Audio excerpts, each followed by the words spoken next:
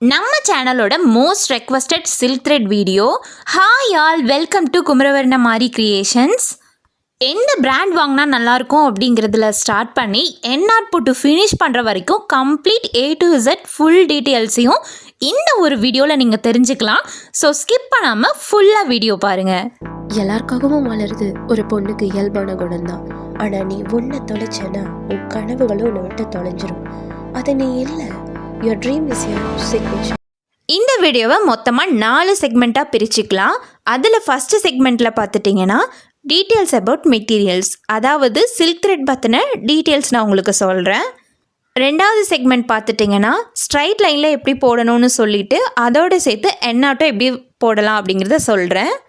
மூணாவது செக்மெண்ட் பார்த்துட்டிங்கன்னா ஷேப்ஸு, பேசிக்கான ஷேப்ஸ் பற்றி எக்ஸ்பிளைன் பண்ணுறேன். அண்ட் ஃபைனல் செக்மெண்ட் பார்த்துட்டிங்கன்னா பிகினர்ஸ் ஃபேஸ் பண்ணுற ஸ்ட்ரகிள்ஸும் அதுக்கான சொல்யூஷன்ஸும் சின்ன சின்ன டிப்ஸும் ட்ரிக்ஸும் சொல்லித்தரேன். ஸோ இந்த வீடியோவை ஹரிபரியாக பார்க்காம பொறுமையாக சேவ் பண்ணி வச்சுட்டு உங்களுக்கு ஃப்ரீ டைம் கிடைக்கும் போது பார்த்து ப்ராக்டிஸ் பண்ணுங்கள். ஓகே, ஃபர்ஸ்ட் செக்மெண்ட்டு சில்க் த்ரெட்டை பற்றி. சில்க் த்ரெட் பார்த்துட்டிங்கன்னா ரொம்பவே ஸ்மூத்தாக ஷைனியாக இருக்கும். அண்ட் ஆரி ஒர்க்கில் வந்துட்டு மோஸ்ட்லி ஆர்டிஃபிஷியல் சில்க் த்ரெட் தான் யூஸ் பண்ணுவோம், லைக் விஸ்கோஸ், ரயான் அந்த மாதிரி. பிகாஸ் அது வந்துட்டு காஸ்ட் வைஸும் ரொம்ப அஃபோர்டபுளாக இருக்கும் அண்ட் கலர்ஸும் நமக்கு நிறையா அவைலபிளாக இருக்கும். அண்ட் மார்க்கெட்டில் நமக்கு பியோர் சில்க்கும் கிடைக்கும். பட் அது வந்துட்டு கமர்ஷியல் யூஸ்க்கு மோஸ்ட்லி யூஸ் பண்ண மாட்டாங்க, பிகாஸ் அது வந்துட்டு ரொம்பவே காஸ்ட்லியாக இருக்கும். அண்ட் இந்த சில்க் த்ரெட் யூஸ் பண்ணி நம்ம ஒரு டிசைன் க்ரியேட் பண்ணும்போது நமக்கு ஒரு ஷைனி ஃபினிஷிங், அதாவது ரிச் லுக் நம்மளோட டிசைனுக்கு கிடைக்கும். அண்ட் இதோட டெக்ஸ்சர் பார்த்துட்டிங்கன்னா ரொம்பவே ஸ்மூத்தாக இருக்கிறதுனால ஃபேப்ரிக்கில் ரொம்ப ஸ்மூத்தாக போகும். அண்ட் நம்ம ஒரு நல்ல ஹை அண்ட் குவாலிட்டியான த்ரெட் வாங்கி யூஸ் பண்ணும்போது நமக்கு சீக்கிரமாக கட் ஆகுறது, அந்த மாதிரி ப்ராப்ளம்ஸ் எதுவும் வராது. சில்க் த்ரெட்டில் பார்த்துட்டிங்கன்னா நிறையா வகையான பிராண்ட்ஸ் நமக்கு அவைலபிளாக இருக்குது. அதில் பார்த்துட்டிங்கன்னா டபுள் பெல், ராஜ், இந்த மாதிரி சில பிராண்ட்ஸ் எல்லாம் வந்துட்டு நமக்கு யூஸ் பண்ண ரொம்ப நல்லாயிருக்கும். எங்கள் சைடில் எனக்கு மோஸ்ட்லி ராஜ் பிராண்டு தான் கிடைக்கும். அப்படிங்கிறதுனால நான் வந்துட்டு ராஜ் பிராண்ட் தான் யூஸ் பண்ணுறேன். பட் உங்களுக்கு டபுள் பெல்லோ இல்லை பெல்லோ கிடைக்கும் அப்படின்னா கண்டிப்பாக அதையே யூஸ் பண்ணுங்கள், அது ரொம்ப நல்லாயிருக்கும். அண்ட் மெயினாக இதில் நிறையா ஷேட்ஸ் இருக்குது, அதாவது 100+ ஷேட்ஸ் வந்துட்டு நமக்கு மார்க்கெட்டில் அவைலபிளாக இருக்குது. இந்த சில்க் த்ரெட்டை நம்ம ஆரி ஒர்க்கில் ஒரு மோட்டிஃபோட அவுட்லைன் ட்ரா பண்ணுறதுக்கோ இல்லைனா ஒரு ஃப்ளார்ஸு லீவ்ஸில் ஃபில்லிங் பர்பஸ்க்கோ நம்ம யூஸ் பண்ணுவோம். அண்ட் இந்த சில்க் த்ரெட் பார்த்துட்டிங்கன்னா எல்லா வகையான பீட்ஸு, ஸ்டோன்ஸு, சீக்வன்ஸு அப்படின்னு எல்லாத்துக்கூடையும் ரொம்பவே பர்ஃபெக்டாக பேர் ஆகும். பார்க்க நமக்கு ஒரு ரிச் லுக் கிடைக்கும் நம்மளோட ப்ளவுஸ்க்கு. ஸோ இந்த சில்க் த்ரெட்டை யூஸ் பண்ணி எப்படி பேசிக்கான செயின் ஸ்டிச் போடணும், அதை எப்படி டிஃப்ரெண்ட் ஷேப்ஸில் போடணும் அப்படிங்கிறது எல்லாத்தையும் நம்ம அடுத்தடுத்த செக்மெண்ட்ஸில் பார்க்கலாம். ஓகே, இப்போ நான் உங்களுக்கு எக்ஸ்பிளைன் பண்ணுறதுக்காக ஒரு ஸ்ட்ரைட் லைன் ட்ரா பண்ணி எடுத்திருக்கேன். அது இருக்கட்டும். ஃபர்ஸ்ட்டு எப்படி நாட் டைப் பண்ணணும் அப்படிங்கிறத பார்க்கலாம். சில்க் த்ரெட்டை பொறுத்த வரைக்கும் நம்ம டபுள் ஸ்ட்ராண்ட்ஸில் தான் எப்பயுமே ஒர்க் பண்ணுவோம். ஸோ நம்ம அந்த டபுள் ஸ்ட்ராண்ட்ஸ் எடுக்கிறதுக்கு நம்ம ஒரே த்ரெட்டில் நம்ம கொஞ்சம் கொஞ்சமாக கட் பண்ணி யூஸ் பண்ணோம் அப்படின்னா நிறையா வேஸ்டேஜ் ஆகும். ஸோ அந்த மாதிரி இல்லாமல் ஒன்று நீங்கள் ஒரு நூல்கண்டு தான் வாங்குறீங்க அப்படின்னா டெய்லர்கிட்ட கொடுத்து பாபினில் கூட நீங்கள் சுற்றி வாங்கிட்டு அதை கூட டபுள் ஸ்ட்ராண்ட்ஸ்க்கு யூஸ் பண்ணலாம். அப்படி இல்லைன்னா ஒரே ஷேடில் நீங்கள் 2 நூல்கண்டு வாங்கியும் கூட யூஸ் பண்ணலாம். ஓகே, இப்போ நான் த்ரெட்டை எடுத்துக்கிறேன். 2 தளவையும், அதாவது த்ரெட்டோட 2 எட்ஜையும் ஒன்றா சேர்த்து பிடிச்சி ப்ரீவியஸ் வீடியோஸில் சொன்ன மாதிரியே தான் மிடில் ஃபிங்கருக்கும் தம் ஃபிங்கருக்கும் நடுவில் அந்த த்ரெட்டை பிடிச்சிட்டு ஒரு 2 or 3 டைம்ஸ் வந்துட்டு ரொட்டேட் பண்ணிவிட்டு அதுக்கப்புறம் நாட் இந்த வீடியோவில் காமிச்சிருக்க மாதிரி டைப் பண்ணி எடுத்துக்கோங்க. இப்போ நம்ம ஸ்டிச் போடுறதுக்கு எப்படி நம்ம த்ரெட்டை ஹோல்ட் பண்ணணுங்கிறது நமக்கு நல்லா தெரிஞ்சிருக்கணும். ஃபர்ஸ்ட் பார்த்துட்டிங்கன்னா ரிங் ஃபிங்கருக்கும் தம் ஃபிங்கருக்கும் சென்டரில் அந்த நாட் இருக்க மாதிரி நல்லா பிடிச்சிக்கோங்க. அதுக்கப்புறம் நூல் எதுவும் திருங்காமல், அதாவது அந்த 2 ஸ்டாண்ட்ஸும் திருங்காமல் நல்லா டைட்டாக பிடிச்சி இண்டெக்ஸ் ஃபிங்கரையும் மிடில் ஃபிங்கரையும் சேர்த்து சுற்றி கொண்டு வந்து அகெயின் ரிங் ஃபிங்கருக்கும் தம் ஃபிங்கருக்கும் சென்டரில் வர மாதிரி பிடிக்கணும். இந்த த்ரெட் இப்படி ஹோல்ட் பண்ணும்போது கொஞ்சம் கூட நம்ம லூஸ் இல்லாமல் நல்லா டைட்டாக பிடிக்கணும். அதே சமயம் ஒரு ஸ்டாண்ட் விட்டு ஒரு ஸ்டாண்டும் பிடிக்கக்கூடாது, நல்லா டைட்டாக பிடிச்சிக்கணும். ஓகே, இப்போ ஸ்டிச்சை ஸ்டார்ட் பண்ணலாமா? ஃப்ரேமுக்கு மேலே நீடில் வந்துட்டு லைனை ஃபேஸ் பண்ண மாதிரி 90 டிகிரி ஆங்கிளில் வச்சு பஞ்ச் பண்ணுறேன். அண்ட் ஃப்ரேம்க்கு கீழே பார்த்துட்டிங்கன்னா அந்த நம்ம ஹோல்ட் பண்ணியிருக்கோம் இல்லையா, அந்த த்ரெட்டை நீடிலோட டிப் பாயிண்டில் லாக் பண்ணுறேன். அடுத்து ஃப்ரேமுக்கு மேலே நம்ம நீடில் கொஞ்சம் கொஞ்சமாக மேலே எடுக்கும்போது த்ரெட்டு 2 ஸ்டாண்ட்ஸும் அட் அ டைமில் நமக்கு மேலே வரணும். மோஸ்ட்டாக பிகினர்ஸ் இந்த இடத்துல தான் மிஸ்டேக் பண்ணுவாங்க. ஒரு ஸ்டாண்ட் விட்டு ஒரு ஸ்டாண்ட் எடுத்துட்டோம் அப்படின்னா அந்த இடத்துல த்ரெட்டு பிரிஞ்சிரும், இல்லைனா கட் ஆயிரும். ஸோ அந்த மாதிரி பண்ணாமல் கீழே நம்ம எவ்வளோக்கு எவ்வளோ த்ரெட்டை டைட்டாக ஹோல்ட் பண்ணியிருக்கோமோ அவ்வளோக்கு அவ்வளோ நம்ம மேலே த்ரெட் எடுக்கும்போது அந்த மாதிரி மிஸ்டேக்ஸ்லாம் அவாய்ட் பண்ணிக்கலாம். ஓகே, இப்போ த்ரெட்டை 2ஐயும் மேலே எடுத்தாச்சு. ஐ மீன் 2 ஸ்டாண்டையும் மேலே எடுத்தாச்சு. நமக்கு நல்லா ஃப்ளெக்சிபிளாக த்ரெட்டு இழுக்க வருது. அண்ட் இந்த த்ரெட்டை எடுக்கும்போது நம்ம ப்ரீவியஸ் வீடியோவில் ஷார்ட்ஸில் சொன்ன மாதிரி நீடிலோட மேல் போர்ஷன் வச்சு மேலே எடுத்தீங்க அப்படின்னா நமக்கு சீக்கிரமாக கட் ஆகாது. ஓகே, இப்போது அகெயின் நீடில் நமக்கு எந்த அளவுக்கு வேணும்னு பார்த்துட்டு நீடில் பஞ்ச் பண்ணுறோம். எப்பயும் போல் ஃப்ரேம்க்கு கீழே த்ரெட்டை சுற்றி அகெயின் நம்ம வந்துட்டு நீடில் மேலே எடுக்கிறோம். இப்போது த்ரெட்டு, கிளாத்து, நீடில் 3 சந்திக்கிற அந்த இடத்துல 180 டிகிரிக்கு நீடில் கிளாக் வைஸில் ரொட்டேட் பண்ணிவிட்டு அகெயின் ஆன்டி கிளாக் வைஸில் 180 டிகிரிக்கு ரொட்டேட் பண்ணி த்ரெட்டை மேலே எடுக்கணும். அகெயின் பாருங்கள், த்ரெட்டை மேலே எடுக்கும்போது இந்த வீடியோவில் காமிச்சிருக்க மாதிரி டிப்போட மேல் போர்ஷன் வச்சு தான் நம்ம மேலே எடுக்கணும். சேம் இதே ப்ராசஸ் தான் நமக்கு ரிப்பீட் ஆக போகுது. இப்போ நான் ஒரு 4-5 ஸ்டிச்சஸ் போட்டு அதுக்கப்புறம் என்னாட்டு எப்படி போடுறேங்கிறத காட்டுறேன் பாருங்கள்.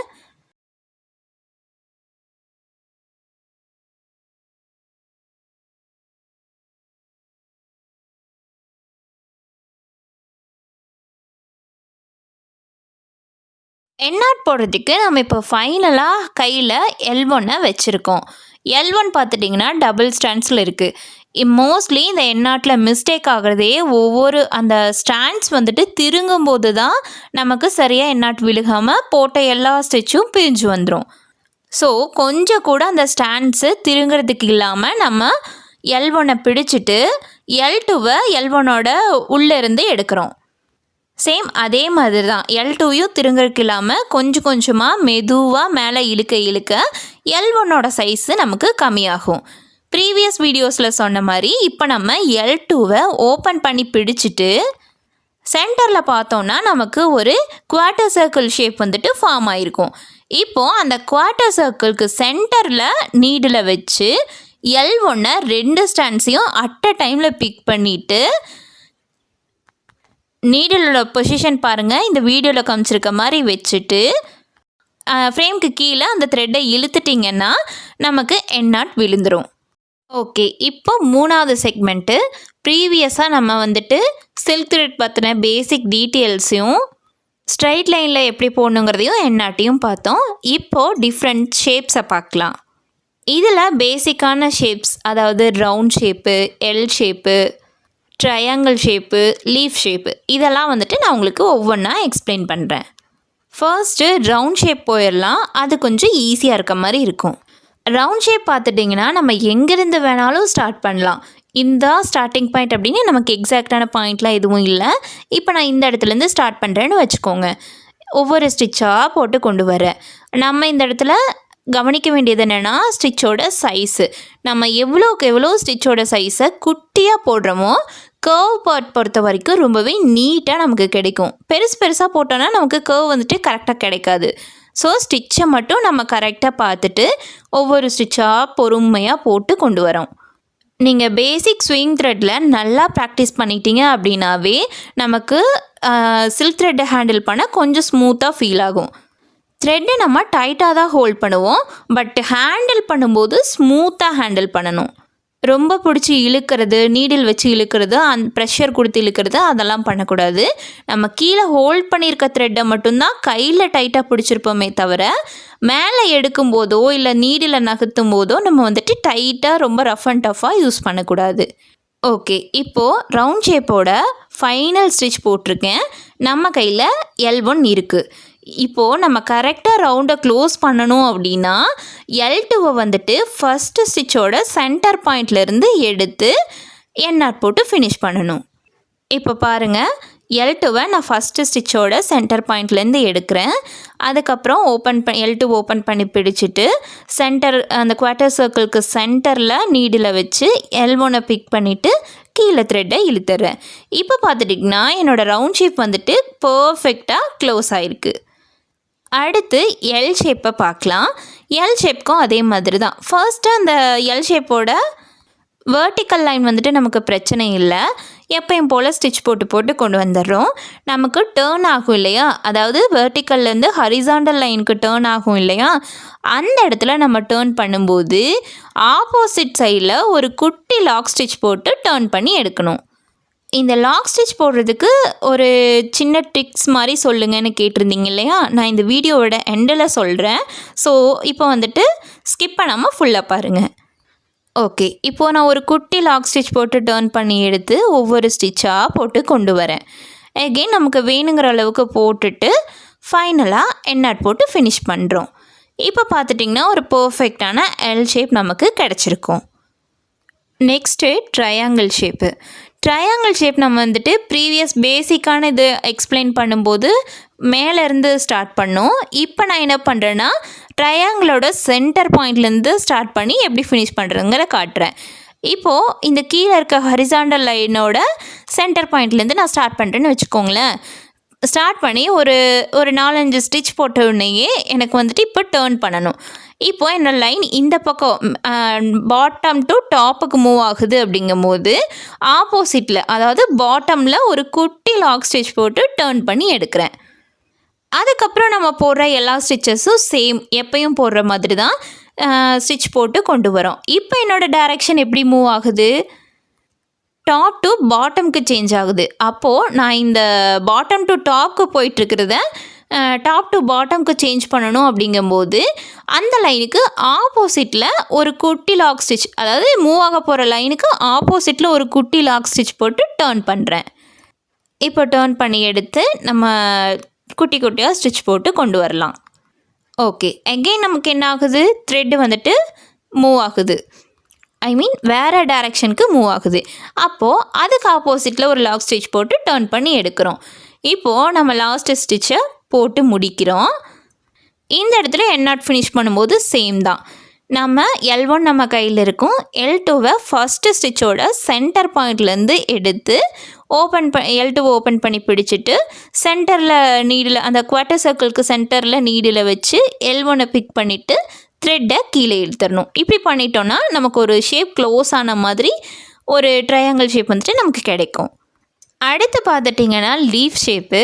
லீஃப் ஷேப் வந்துட்டு இப்போ நான் மேலே எட்ஜிலேருந்து ஸ்டார்ட் பண்ண போகிறேன். நான் இந்த லைன் எனக்கு இங்கே ஸ்டார்ட் ஆகுது. பட் என்ன பண்ணுறேன்னா ஆப்போசிட்டில் டேர்ன் பண்ணி ஒரு குட்டி லாக் ஸ்டிச் போட்டு டேர்ன் பண்ணி எடுக்கிறேன். எடுத்து அதுக்கப்புறம் எப்பயும் போல் ஸ்டிச் போட்டு கொண்டு வரோம்.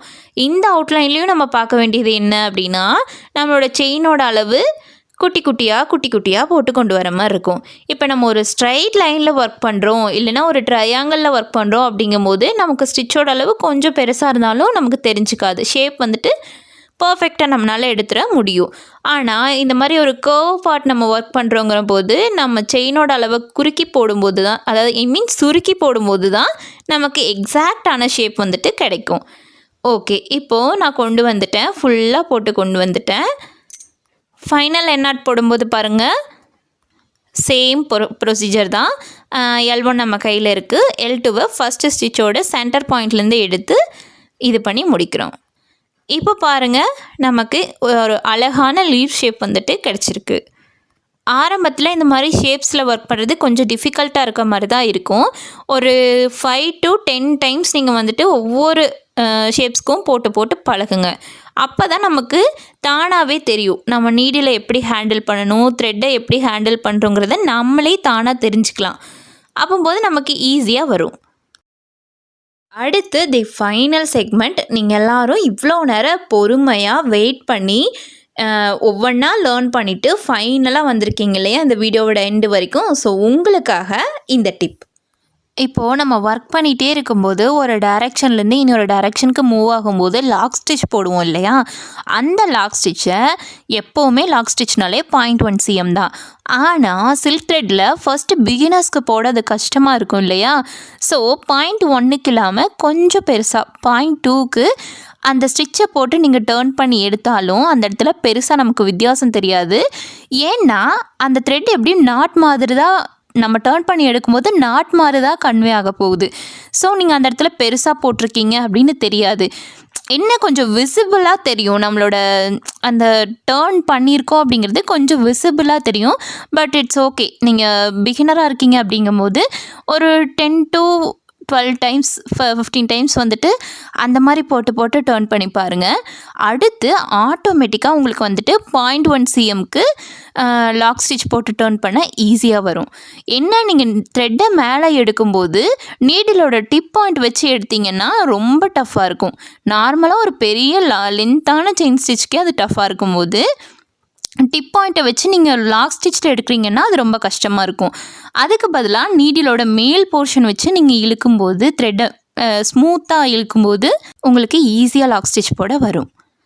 இந்த டிப் பார்த்துட்டிங்கன்னா யார் இந்த வீடியோவை ஃபுல்லாக லாஸ்ட் வரைக்கும் பார்த்தாங்களோ அவங்களுக்கான போனஸ் டிப்.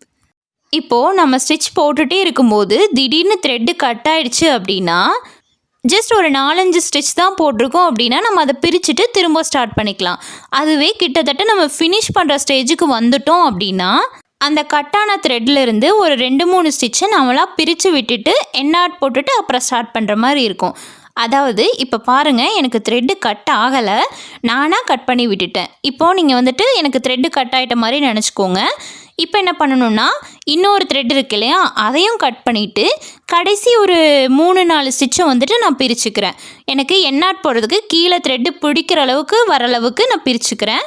அதுக்கப்புறமா என்ன பண்ணுறேன்னா, கையில் இருக்க லூப்குள்ளேருந்து L2வை எடுத்து எண்ணாட் போட்டு ஃபினிஷ் பண்ணிடுறேன். இப்போ எங்கேருந்து ஸ்டார்ட் பண்ணணும் அப்படின்னா, கடைசியாக ஒரு ஸ்டிச் போட்டிருப்போம் இல்லையா, அந்த ஸ்டிச்சோட சென்டர் பாயிண்ட்லேருந்து த்ரெட்டை எடுத்து நம்ம ஒர்க் பண்ணோம் அப்படின்னா நம்ம கட் ஆகி திரும்ப ரீஸ்டார்ட் பண்ணியிருக்கோம் அப்படிங்கிறது தெரியவே தெரியாது. நீட்டாக மேனேஜ் பண்ணிடலாம். ஸோ டஃப்பாக இருக்கும் அப்படின்னு சொல்கிறதுனால இது ரொம்ப கஷ்டம் அப்படின்னு நினச்சி யாரும் விட்டுறாதீங்க. திரும்ப நம்ம ஒரு விஷயத்தை ப்ராக்டிஸ் பண்ணிகிட்டே இருக்கும்போது கண்டிப்பாக அது நமக்கு ஈஸியாக வரும். எதுவுமே எடுத்த உடனே ஈஸியாக கிடச்சிடாது இல்லையா. ஸோ இந்த வீடியோவை திரும்ப பார்த்து ப்ராக்டிஸ் பண்ணிவிட்டு நெக்ஸ்ட் வீக் நான் உங்களை வந்து மீட் பண்ணுறதுக்குள்ளே நீங்கள் சில்க் த்ரெட்டை பழகியிருக்கணும். இந்த மாதிரி மோர் வீடியோஸ் பார்க்க நம்ம சேனலை மறக்காமல் சப்ஸ்கிரைப் பண்ணிக்கோங்க. அண்ட் லைக் பண்ணிவிட்டு ஆரி லேர்ன் பண்ணிகிட்ருக்க உங்களோட ஃப்ரெண்ட்ஸ்க்கு இந்த வீடியோவை ஷேர் பண்ணுங்கள். அண்ட் ஒன் மோர் திங், இந்த வீடியோஸ்லாம் உங்களுக்கு எந்த அளவுக்கு யூஸ்ஃபுல்லாக இருக்குது அப்படிங்கிறத கொஞ்சம் கமெண்ட்ஸில் சொன்னீங்கன்னா எனக்கும் அதை தெரிஞ்சுக்கிட்ட ஒரு மோட்டிவேஷனாக இருக்கும். அடுத்து இன்னொரு வீடியோவில் பார்க்கலாம். பாய்.